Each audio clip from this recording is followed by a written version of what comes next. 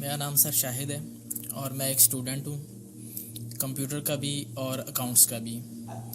میں حال ہی میں یوں سمجھیے کہ قرآن پاک کی طرف رجوع کیا میں نے اور اس کو سمجھنے کی کوشش کر رہا ہوں، لیکن ایک عجیب سی بات یہ آ رہی ہے کہ اتنا زیادہ میٹر موجود ہے قرآن پاک کو سمجھنے کے لیے بھی کہ اس کے کوئی بنیادی اصول سمجھ میں نہیں آ رہے ہیں کہ انڈرسٹینڈنگ اس کو کیسے کرنی چاہیے، سٹیپ وائز کس طرح اس کو سمجھنا چاہیے، آیا کہ ناظرہ اس کو کرنا چاہیے، احادیث سے اس کو سمجھنا چاہیے یا کیسے۔ کیونکہ اگر ہم احادیث کو بھی اٹھا لیتے ہیں پڑھتے ہیں تو کچھ علماء کہتے ہیں جی کہ احادیث کے بارے میں بھی یہ ہے کہ کچھ ضعیف ہیں یا حسن ہیں یا اس کا مطلب کسی خاص وقت کے لیے تھا۔ تو ایک عجیب سا مطلب کہ ذہن کے اندر ایک وہ تلاطم ہو جاتا ہے کہ آدمی کرے کیا کرے، کس طریقے سے اس کو مطلب کہ انڈرسٹینڈ کرنے کی کوشش کرے کہ وہ ایک سیدھی راہ کے اوپر آ جائے کہ اسے قرآن پاک کی بنیادی جو تعلیمات ہیں ان کے اوپر چل کے کم لیکن کامل علم کو حاصل کر سکے۔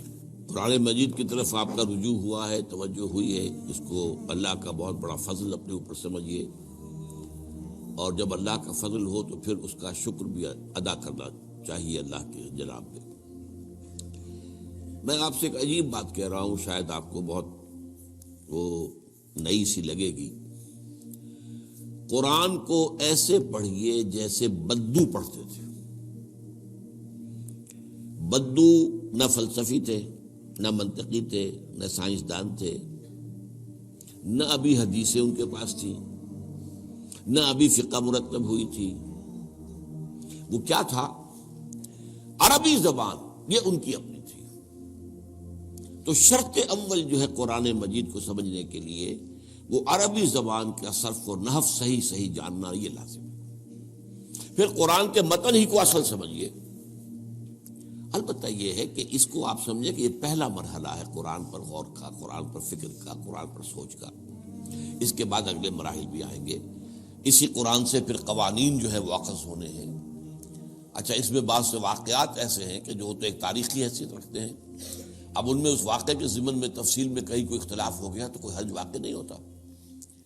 ابھی میں مثال دیا کرتا ہوں کہ میں چند جملے ابھی آپ کے سامنے یہاں ادا کروں اور پھر 10 منٹ کے بعد پوچھا جائے آپ سے تو ہر شخص جو ہے اس کو کہے گا، وہ جواب جو میرا دے گا وہ مختلف ہوگا، اس میں اس کی اپنی بات بھی شامل ہو جائے گی۔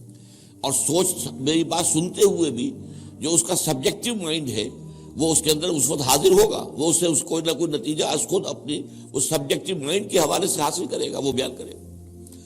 تو ان چیزوں میں احادیث میں اگر کوئی اختلاف بھی ہو جائے تو اس میں پریشان ہونے کی ضرورت نہیں ہے۔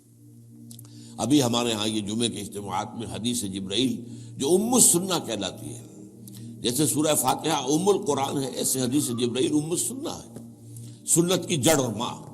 اب اس کی جو روایات آئی ہیں اس میں مختلف اختلاف ہے، الفاظ کا اختلاف ہے، ایسنس ایک ہے، مفہوم ایک ہے، الفاظ میں بڑا فرق ہے، تفاصیل کا فرق ہے۔ تو اس حوالے سے اس میں گھبرانے کی ضرورت نہیں ہے۔ پھر یہ کہ فقہی معاملات کے اندر اختلافات ہو گئے، وہ بھی نیچرل ہے۔ آپ کو معلوم ہے کہ ایک ہی مقدمہ ہوتا ہے، 8 جج بیٹھے ہوئے ہیں ایک بینچ پر، 5 کا فیصلہ ایک ہے، 3 کا ایک ہے، اور بھی تقسیم ہو سکتی ہے۔ قانون وہی، اور یہ میں بات کر رہا ہوں سپریم کورٹ کی یا ہائی کورٹ کی، وہاں پہ تو ظاہر بات ہے وہ نئے بیانات نہیں لیے جاتے، وہ جو بھی فائل ہے وہ تو بہت پہلے سے تیار ہو چکی ہے، اس کے اوپر بحث ہوتی ہے، صرف اسی سے اخذ کیا جاتا ہے، مطلب ان کا وہی رہتا ہے، اس کے اندر تبدیلی نہیں ہو سکتی، اس موقع پر کوئی نئی گواہی نہیں آتی۔ تو اس اعتبار سے ان چیزوں پہ گھبرانے کی ضرورت نہیں ہے۔ البتہ آپ آغاز جس طریقے سے کریں وہ میں نے آپ کو بتا دیا ہے، اس میں یہ کہ آپ اصل میں ان تمام جو چیزیں ہیں اضافی، ان سے ذرا صرف نظر کرتے ہوئے عارضی طور پر پہلے قرآن کو ایسے پڑھیے جیسے بدو پڑھتا تھا۔ اور وہی بات تھی کہ بدو پھر جس طریقے سے موٹیویٹ ہوا ہے، بدو سے مراد میں صحابہ کو عام طور پر لفظ دے رہا ہوں، ان کی اس کے لیے وہ نہ سمجھیے کوئی توہین کی بات ہے، مطلب یہ کہ میں اس بارے میں کہہ رہا ہوں کہ وہ لوگ فلسفی نہیں تھے، کوئی پڑھے لکھے لوگ نہیں تھے، بلکہ امت کا نام ہی ہے یہ جو ہے امیین، ان پڑھ لوگ، ان پڑھ، ان لیٹرڈ ون، حضور کی شان بھی یہی ہے، امی ہے۔ تو انہوں نے قرآن کو جس طور سے سمجھا ہے وہ ہے بہترین طریقہ قرآن کو سمجھنے کا، اور اسی سے پھر وہ صحیح موٹیویشن ہوتی ہے کہ انہوں نے تن من دھن سب لگا دیا اللہ کے دین کے لیے اور اللہ کے دین کو غالب کر دیا۔ بحثوں میں پڑھ کر اور وہ جو باریکیوں میں پڑھ کر اور بال کی کھال اتار کر اور منطقی طور پر تجزیہ کر کے اور فلاں احادیث کے تقابل کے اس میں پڑھ کر علم کا تو اضافہ ہوگا، لیکن وہ انسپریشن اور موٹیویشن جو ہے وہ اس کے اندر نہیں رہے گی۔